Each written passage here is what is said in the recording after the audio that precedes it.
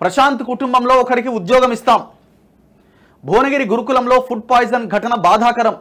Social welfare secretary Seethalakshmi ప్రకటన. సీతాలక్ష్మి గారు మీరు ప్రకటించినందుకు సంతోషం, కానీ ఇది ఎందుకు జరిగింది ఇట్లా అన్నది ఒక్కసారి ఆత్మ పరిశీలన చేసుకోవాలి. ఈ ఘటనలు వరుసగా ఎందుకు జరుగుతున్నాయో ప్రభుత్వం తేల్చాలి. ఎందుకు జరుగుతున్నాయి? డైట్ ఛార్జీలు పెంచకపోవడం వల్ల, గత 10 సంవత్సరాలుగా గురుకులాలు ఈ సోషల్ వెల్ఫేర్ హాస్టల్ల విధ్వంసం కారణంగా జరుగుతున్నాయి. మీరు వచ్చి ఇన్ని రోజులు అవుతుంది, ఏం బడ్జెట్ పెంచగలిగినారు? పెంచలే. పోనీ అధికారులు అక్కడ ఉన్న పనిచేసే వాళ్ళలో కూడా ఒక భయమే లేదు. పిల్లలు ఉన్నారు, వాళ్ళ సాగు వాళ్ళు చేస్తారు. అంత పేద పిల్లలు, అంత దళితులు, లేకపోతే బీసీలు, ఇంకా వేరే వర్గాల పిల్లలు, మన పిల్లలు అయితే కాదు కదా. ఒక మంత్రి కొడుకో ఇంక ఎమ్మెల్యే కొడుకో అలా చదివితే ఆ బాధ ఏందో తెలుస్తుంది. ఆ పిల్లలు సస్తే మన బాధ తెలియదు, వాళ్ళు కాదు కదా చచ్చిపోయేది. నిన్న ఎవరైతే ఈ ప్రశాంత్ అనే అబ్బాయి లాస్ట్ గురువారం రోజు ఇన్సిడెంట్ జరిగితే పక్కన పడేసిరు, అంతే వదిలేసిరు గాలికి. అస్వస్థతకు గురైందా, నువ్వు ట్యాబ్లెట్ ఇచ్చిరు, పడుకోబెట్టిరు. మరి ఏమవుతున్నది? డాక్టర్ దగ్గరికి తీసుకెళ్ళాలన్నా వద్దా? ఏం తిన్నారు? ఏం లేదు. పేరెంట్స్కి ఫోన్ చేసి మామిడికాయ తిన్నాడు, మామిడి పండు తిన్నాడు, భక్షాలు తిన్నారు, ఇట్లా అన్ని ఫాల్తు ముచ్చట్లు చెప్పారు అక్కడ ఉన్న టీచర్లు. వాళ్ళు కట్ చేస్తే ఏమైంది? 17 మందిలో 16 మంది ఏదో రకంగా వాళ్ళు బచాయించగలిగారు. ఒక అబ్బాయి మాత్రం బ్రెయిన్ డెడ్ అయి చనిపోయాడు.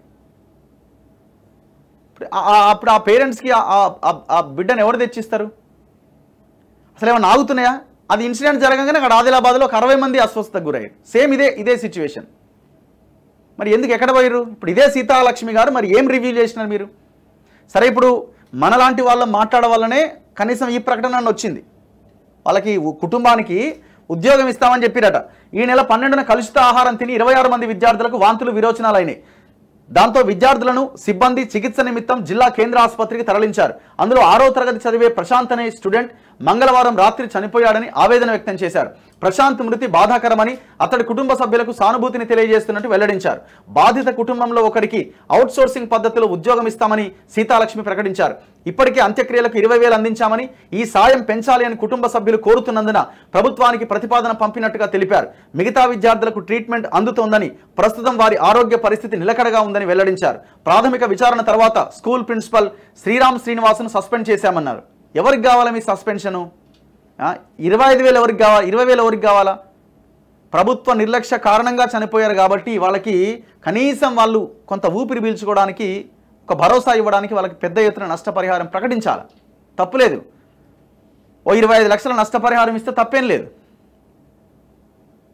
ఎందుకంటే మీ నిర్లక్ష్యం కారణంగా చనిపోయారు. గతంలో ఇన్సిడెంట్ జరిగిందని తెలిసిన తర్వాత కూడా మీరు అదే నిర్లక్ష్యంగా ఉన్నారు.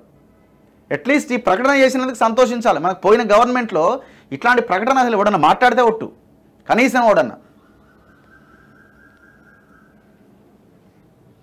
ఒక రివ్యూ చేయండి దీని మీద. ఎందుకు ఈ సిచ్యువేషన్ వచ్చింది? ఎందుకు హాస్టల్లో ఉన్న పిల్లలు ఇట్లా కలుషిత ఆహారం తిని చచ్చిపోతున్నారని? డైట్ ఛార్జీలు ఎంత పెంచారు?